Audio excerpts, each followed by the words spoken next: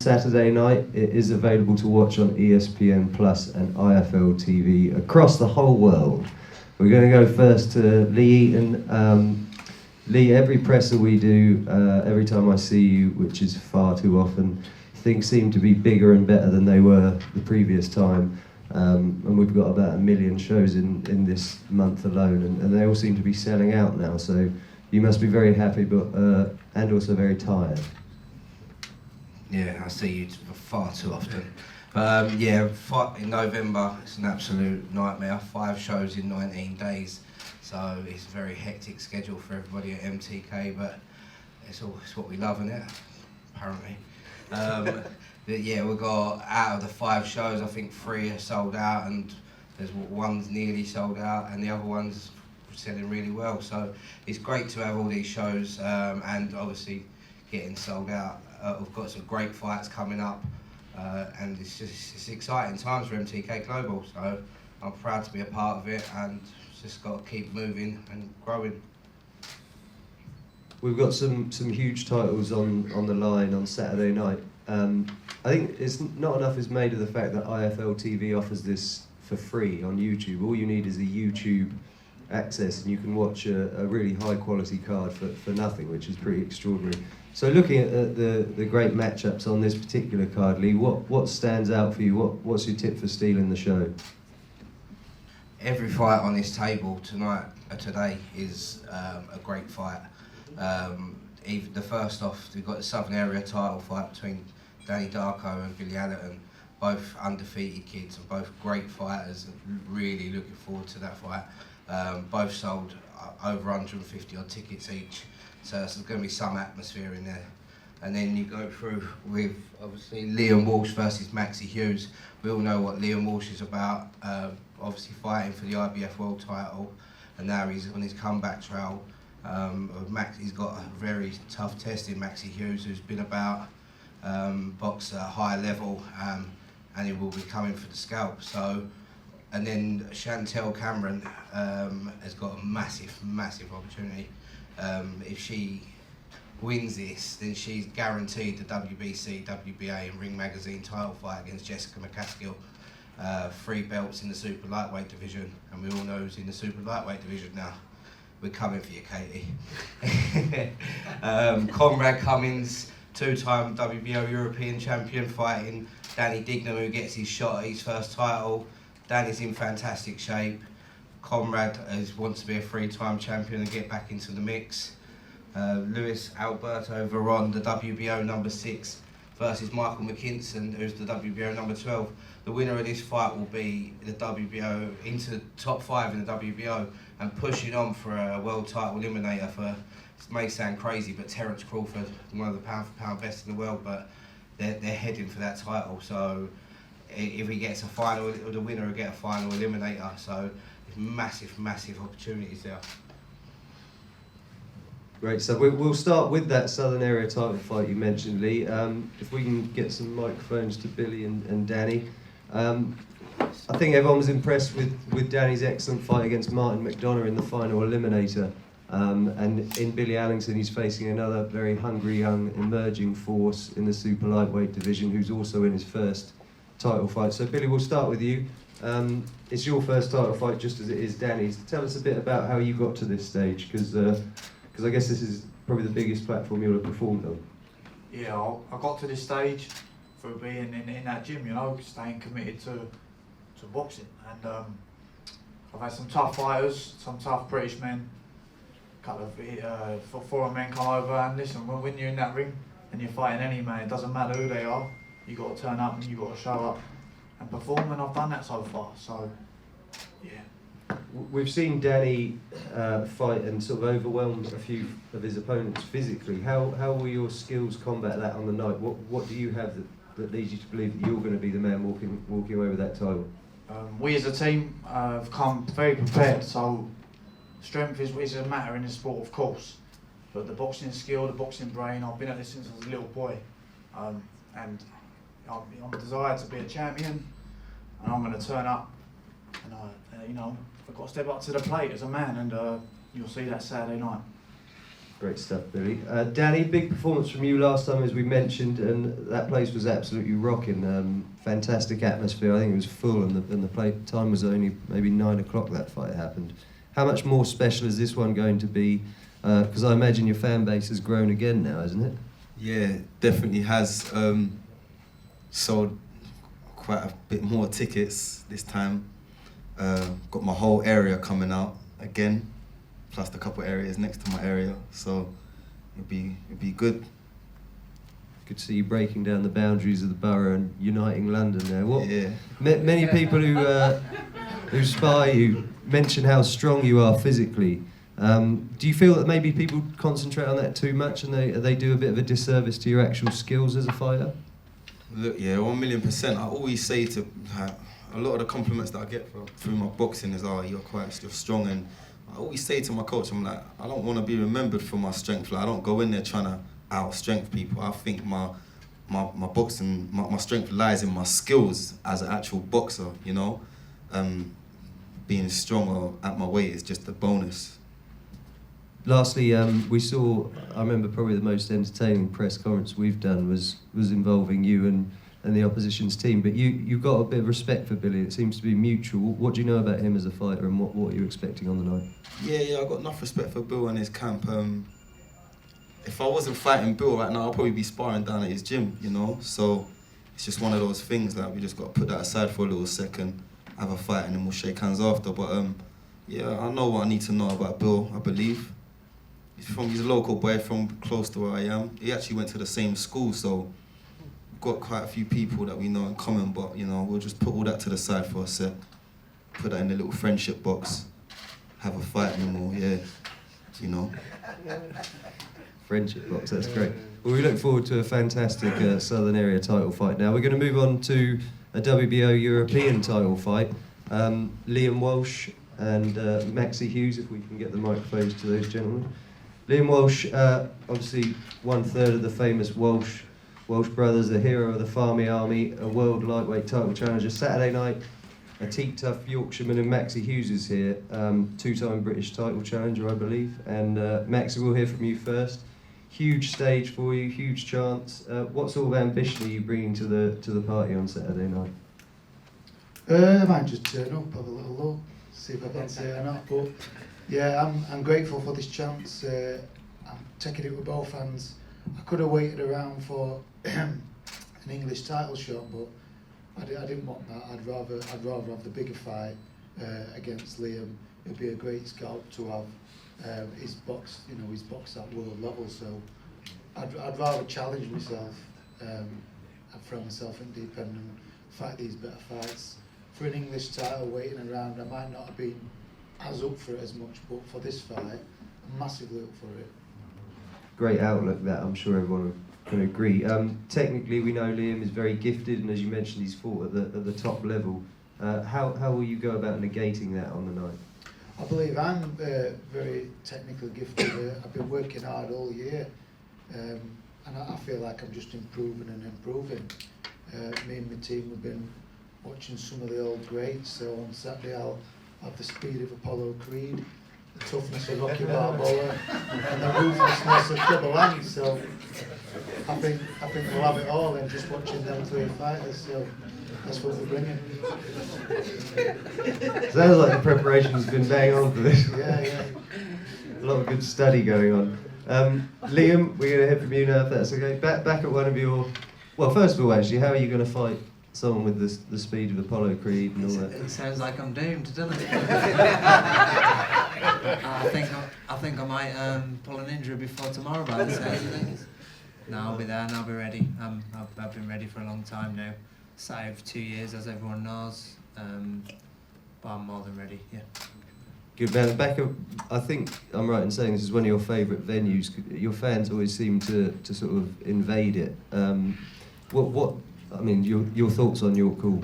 Yeah, it's almost a second home to us because we haven't got a venue in Norwich, where we're from obviously, so the next closest available venue really is York Hall. So I think we was looking at BoxRec the other day, and my brother Ryan's had 11 fights here out of his 26 or something, so that's almost half his career at York Hall.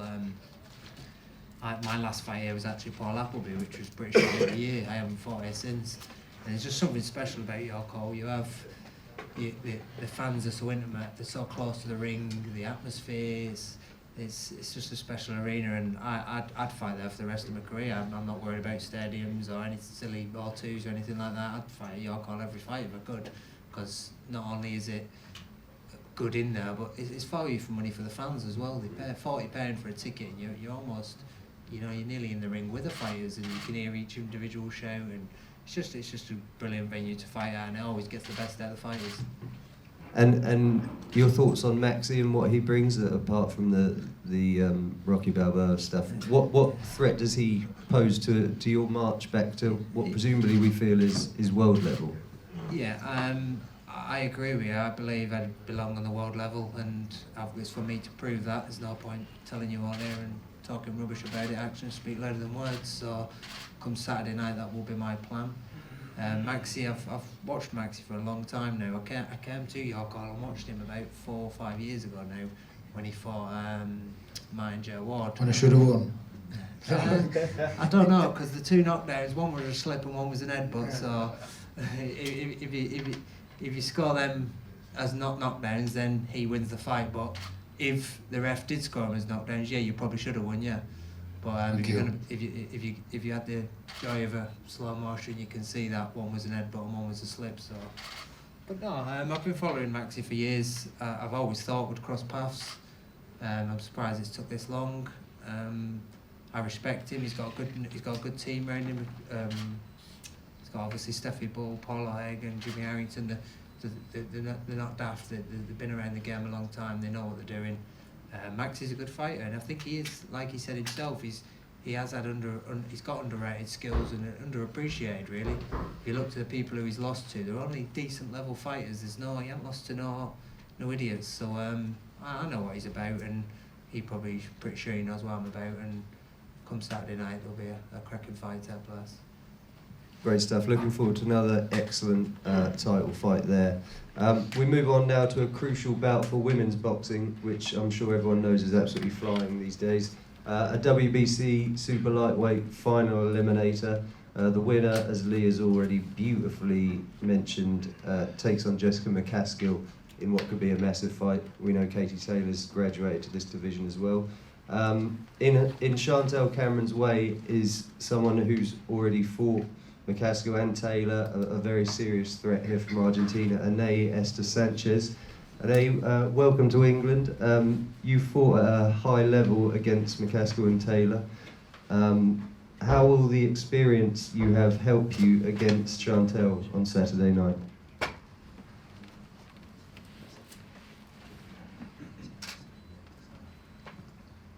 Hola, no, creo que en esta altura de mi carrera ya vengo con varias peleas muy buenas, como decía Taylor, con Taylor y con McCaskill, que fue la última pelea que hice en los Estados Unidos. Y nada, de esas peleas se aprende, deja mucha experiencia. Creo que para el sábado tengo una buena rival como es Cameron. Y nada, subir al ring, yo, como ya saben,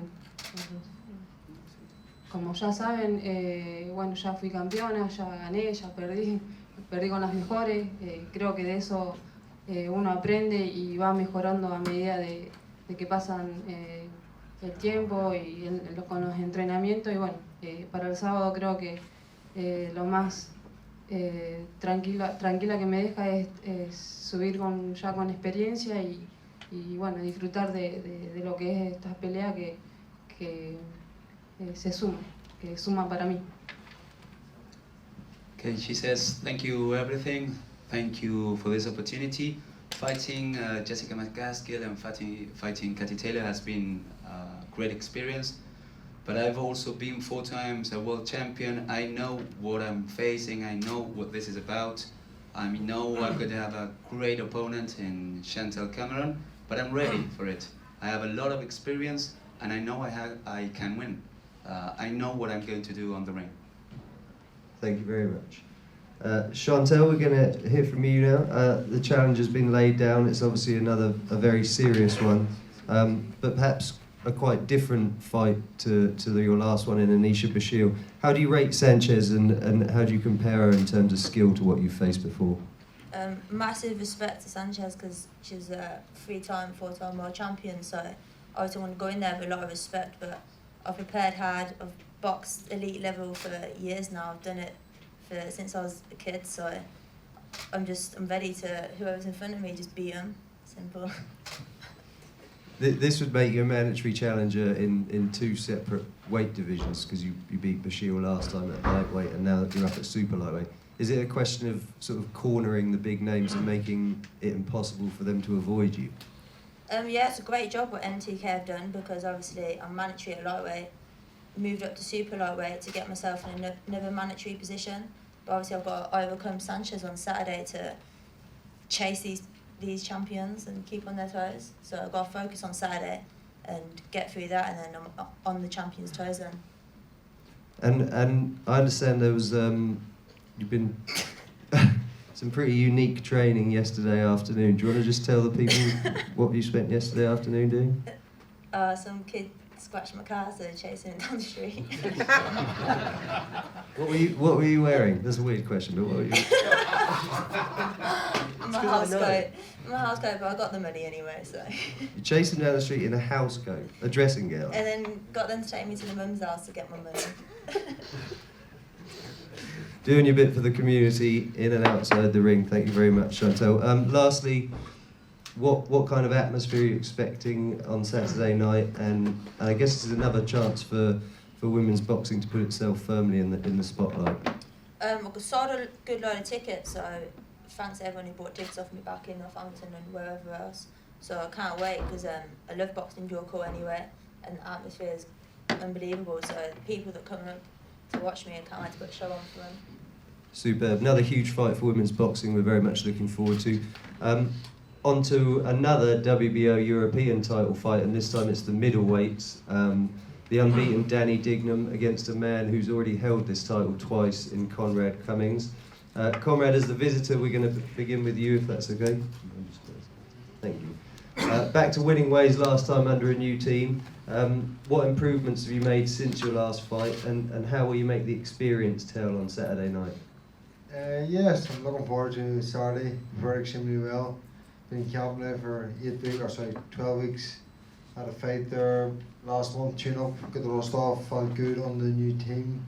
And feeling good, did working on a lot of things. I'm excited for Saturday. It's going to be a tough fight. Respect Danny Dignam as a fighter, good fighter, but I'm going to use all my experience and get the win. At this stage of your career, what level are you aspiring to in the long term? Or is Saturday night a case of do or die for you? Saturday night is the only fight in my mind, nothing else. It's my world title, so to speak. You know, this fight we calibrated me back in the mix, top 15 in the world with WO. You know, within then the big fights are there again. So thanks to MTK for the opportunity. I'm going to grab both hands. I boxed in, this is my 3rd time boxing in York Hall. Boxed in my personal debut, which I won. I also boxed in the semi-final of the World Series of Boxing for Maxie versus Great Britain, which I also won. So I'm looking forward to making a hat-trick on Saturday night. Fantastic. Over to Danny. Danny, he does hold that experience over you, especially at this level, having held this title a couple of times before. What is it you think you've got over him? Yeah, he's held this title before, and he's a very, very good fighter. I just think I'm a bit fresher than him. I rate him as a boxer. He's very, very, very good. But I just think I'm a bit fresher. I won't say hungrier, but yeah, I'm fresher. He's been in some hard fights and that, and listen, he's a very good fighter. But I think now's my time to shine. You've always been hotly tipped since Team GB days, and now you've actually got here, your first title fight. How do you reflect on the journey so far? And is Saturday night in a way for you a sort of, it's time for Danny Dignam to announce himself on the big stage? Yeah, I mean, listen, let's have it right. Conrad was on the Irish team. He was a very good amateur as He was a very good amateur on the Irish team, sorry. So it's not just me with the amateur background, it's also him as well. But listen, it's going to be a good fight, and Saturday I'm confident because I've trained my absolute hardest that I'm going to be picking up my first title. I think everyone can agree this can't fail to be anything other than a great fight. So we look forward to seeing Danny and Conrad put it on the line on Saturday night. Again, on to another fight between two of the top welterweights around. Lee mentioned Terence Crawford there. He's the WBO man. Michael Mckinson ranked 12th. I believe Lewis is ranked 6th. So this is very, very high class stuff. Another great matchup, and the winner moves on to within touching distance of that world title shot. So Lewis, we can come to you first if that's okay. What do you know about British boxing, and what sort of atmosphere are you expecting at York Hall on Saturday night?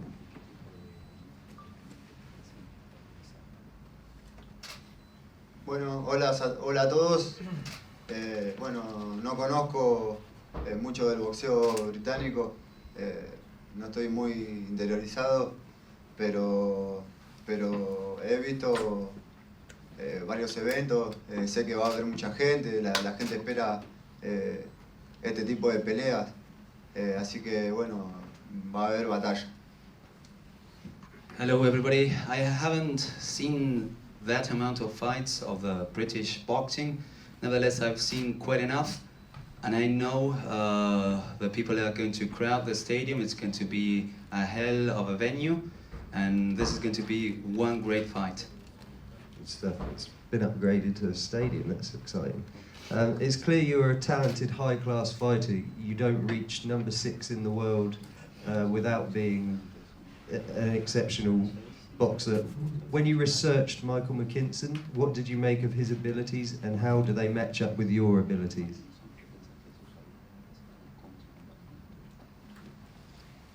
Bueno, la verdad que estoy para pelear con gente, boxeadores de este nivel, y bueno, yo sé que a Mckinson le puedo ganar, así que por eso acepté la pelea, por eso estoy acá, vengo a ganar, y bueno, quiero pelear por algo más importante todavía, así que primero tengo que ganar esta pelea.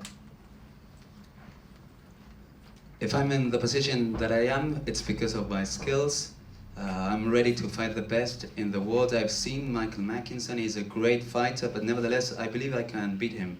As soon as I was offered the fight, I knew who he was, and I'm sure that I can beat him. That's why I want big fights, but first I have to beat Mckinson. Thank you very much, Luis, and thank you as well. Michael, you beat a highly ranked international fighter last time out, but I remember you reacting afterwards, and you weren't over the moon with your performance in that. It's probably a good sign you can win fights when you're not at your best, but what more than that is required on Saturday night, and what's gone differently this time that leads you to believe you're going to produce it? Yeah, there's been a lot of difference between the last camp to this camp.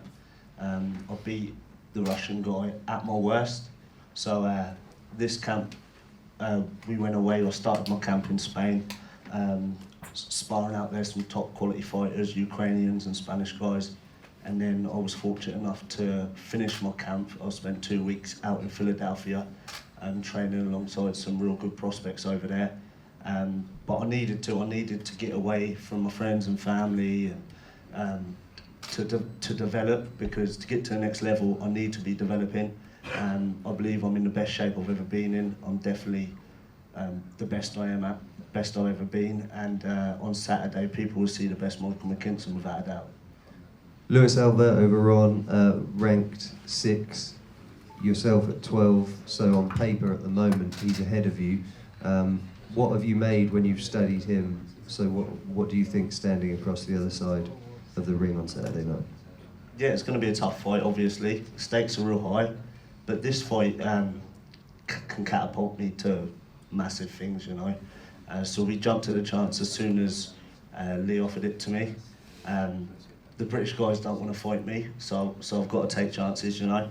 But I believe I'm in the best shape I've ever been in, like I said, and I can guarantee everybody you'll see a great display of boxing on Saturday.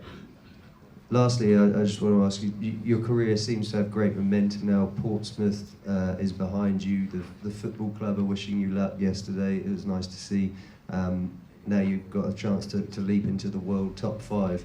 Lee's already broken the ice and mentioned Terence Crawford. There are loads of big name welterweights besides him out there. Where do you put yourself at the very top level? Would you be confident at a 2020 world title shot against someone like that? I'd jump at the chance. I think anybody would. Do you know what I mean? But obviously, I'm still young. I'm still learning all the time. My name's around some real big names in the WBO rankings as well. I'll go ahead winning this fight. I'll go ahead of a lot of big names as well.